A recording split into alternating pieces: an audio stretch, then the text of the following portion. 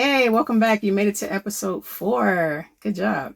Here we are talking about single issue voting and coalition consequences. So let's go ahead and get right into it. So I'm going to say, everything that we've discussed, the identity, the respectability politics, the silence, it shows up right here. This series, as I've said before, is about identity, power, and politics, how it actually is in America, not how we wish it were to be, and how the 2024 election just really put everything into perspective. And voting without I can't even talk. Single issue voting, that's a right. Protest votes, those are rights, full stop. You can do that, right? But choices still comes with consequences. They produce outcomes. Project 2025 wasn't hidden. You could download it for free. You could purchase it. The direction of where they were going to take this country was documented. You were warned. Silence, protest, exemption, all this type of thinking, it landed you in the same place. Trump won. And because of that, your votes help install policies that have harmed and is harming my community. So you don't get to come into our social circles or on social media and then now you want empathy. Because now you are being directly harmed. You don't get to turn around and demand those harmed communities to show up for you.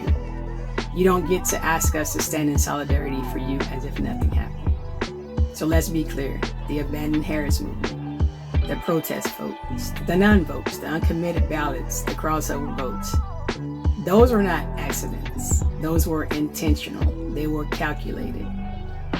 And so when Madam Vice President Harris showed up as a Black woman tied to Black American politics, some communities didn't just critique her policies. You rejected her, and you rejected her first. Then you rejected her policies, even when your interests aligned with those policies. You are not protesting at Mar-a-Lago, though. You're not protesting at the White House. You're not protesting at any golf courses, nor any events hosted by the president anytime now. That wasn't random. That was your anti-Blackness showing itself. And not everyone, but enough to matter. So let's stop acting like this was just one thing, one single issue. Vice President Harris was evaluated through layers: her skin color, her gender, her proximity to Black American politics, and to the Biden administration. Now, those factors didn't weigh the same to and for everyone, but that imbalance shaped real decisions and in real time. So now let's talk about coalitions and allies. Whew. Coalition is a mutual risk agreement, right? No vibes, no enthusiasm, not proximity, not convenience. Mutual risk agreement is not some lopsided, one-sided agreement. A true coalition requires us to accept risks on behalf of the other people that's in that coalition, right? This shared responsibility means that we come together not just for convenience or temporary gain, but with the understanding that supporting each other, you support me, I support you, we each may involve some, we got to give up something. There's going to be some sacrifices, some vulnerability there. You don't get to operate with reckless abandon, though, and that's what some of you did. You don't get to pick solidarity when it's easier for you, like it's a buffet, grabbing the benefits and then skipping the parts that require accountability. So you don't get to do that. That's not allyship. That's being unserious. So here's the rule: grown and simple. If your political choices rooted in me and mine instead of harm reduction for the collective, just stand in. It's all right. Say it out loud. Advocate for it openly. Just don't manipulate people afterwards. Don't try and gaslight the communities, the very communities that you help put at risk. Don't try to rewrite history, especially once all the consequences finally arrive. And they will. We're seeing a lot now, but God knows what's going to happen to us later. Because when you said I had to vote my issue. Understand this. That sentence, that thought, it comes with a cost, a trade-off. It dissolves trust. It's disrupting to alliances, and it changes who's going to show up for you on the next go around. Coalitions don't break because people disagree. Coalitions break because people lie, because people are selfish, and because people refuse to be honest and held accountable for the impact of their choices. And so we are done pretending otherwise. When you choose to support a leader, known leader, whose record involves racism, bigotry, criminal behavior, exploitation, and cruelty, that's a choice. That's not accidental. It's a declaration, at least in my estimation, of your values. We're talking about a person who is a felon before the White House, a rapist, a pedophile, who installed the first Muslim ban, who he mismanaged the COVID pandemic that led to over 1 million deaths. He attempted to undermine the government.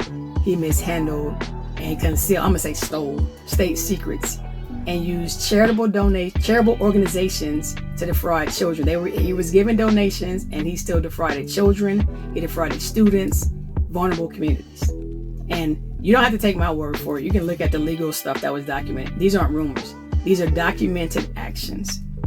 So when these realities are dismissed as just character flaws or waved away because they're not deal breakers for you, to me, it tells me everything I need to know. For me, it explains why you were able to vote in such a compartmentalized way, the way that you did. And understand, this is not about disagreements. This is about alignment. So if racism, bigotry, that authoritarian behavior, and any of this exploitation is compatible with your political calculus, then your values are not compatible with the collective Black American community. And again, you don't get to claim allyship here. You don't get to stand in our spaces and demand solidarity. You don't get to stand in spaces and say, come help us. And you don't get to be shocked when we reinforce and enforce our boundaries. Because a vote is not abstract. It is an endorsement of risks to women, to children, to Black communities, to immigrant communities, to Muslims, to the vulnerable. So to me, when you choose power over people and you excuse the harm because it serves your interests, you are not neutral. No, sweetheart, you are not. You are not misunderstood. You are not owed grace, and you won't be given it. Your vote and your values have consequences. You got to stand in that. You got to own that. And those consequences, unfortunately, includes not being in community with us. And this is not cruelty. This is not us being crazy. It's just self-preservation. So I would say, in the end, have the vote, the life that you voted for. And good luck with getting Trump to do anything that you need him to do.